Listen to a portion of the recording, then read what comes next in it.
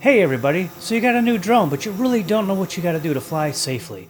Well, I'm here to tell you these 7 tips that you need to know to fly safely with your new drone. Now this is really only for drones that are 0.55 kilograms or higher, so these little toy drones, they don't really apply. These things, you can hit things and they will hurt a little bit, but I wouldn't fly these outside too much in a very windy environment because, well, they'll blow away. They're too light.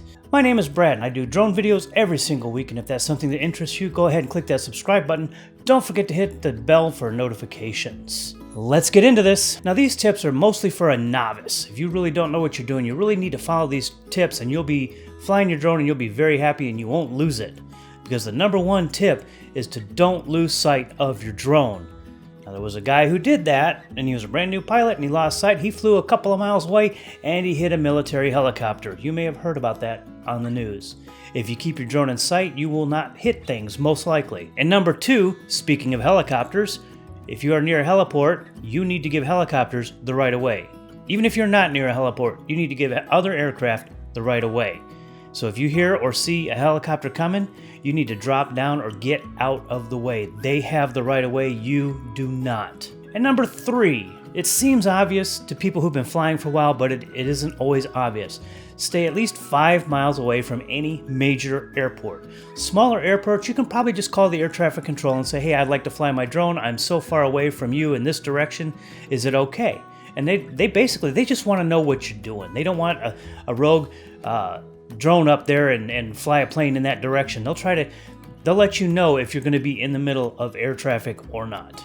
But of course, at a major airport, you probably won't get permission. Good luck even getting a hold of air traffic control. And number 4, you want to keep it under 400 feet. Number 1, it's the law, and number 2, you get better footage, quite honestly, under 400 feet. I've made a video on how to get awesome footage, and a lot of it's under 100 feet, or at least under 150 feet.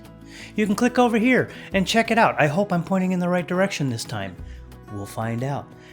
And the reason for 400 feet is because other aircraft, if they're not right next to an airport, they have to stay above 500 feet. So they want to give that 100-foot buffer just in case something stupid happens. So keep it under 400 feet.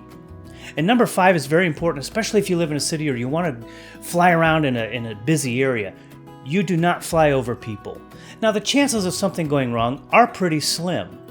But if something goes wrong and this falls on somebody, you're in trouble. I mean, it's going to hurt them. You're going to have to pay bills. Now, the odds of them getting seriously hurt depends on the size of your drone. If you've got a larger drone, they're going to get seriously hurt. If you got a smaller drone, they're going to probably go to the hospital with some cuts and bruises. But besides that, you don't want to risk anything because something freak could happen. You just don't want to risk it. Don't fly over people. And number 6, don't fly into the neighbor's yard. Nobody likes the nosy neighbors. Don't be that guy. Number 7, know your local rules. Some places are more strict, some places don't care, but if you know the rules, it's far better that you know them and that you follow them, and then you will pretty much not have any problems and you'll be able to fly. The last thing you want is to have the authorities bothering you. Whether or not you're in the right or not, it's just better if they're not around and they don't bug you and you can just fly and have fun, enjoying your hobby. And now we have a bonus tip.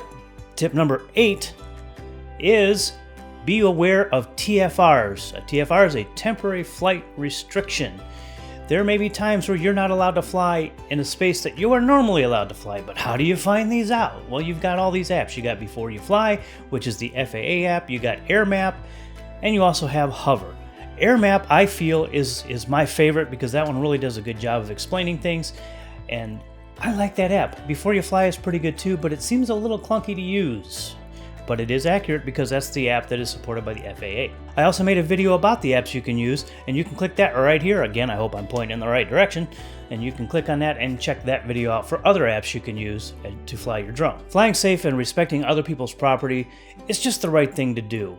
Think about it. How would you feel if you were in the other person's shoes? Would you want someone flying up in your face? I don't think so. Especially if you don't know the pilot or if they have any good control or if they're any good. So just respect other people and their property. Flying irresponsibly gives all drone pilots a bad name. It gives the hobby a bad name. It gives the commercial pilots a bad name. And we have a lot of bad press. Don't be that guy we read about in the news. Ignorance is not an excuse. Although I try to cover everything, I am not perfect. If you have something else you'd like to add, go ahead and leave it in the comments below. If you want to get some cool merch stuff, I've got some stuff up here in the links. Don't forget, if you do like this type of video, go ahead and click subscribe and watch for more. We also do live streams every single Wednesday. Thanks for watching my video. I really do appreciate it. I hope you got a lot out of it. And until next time, fly safe and bye!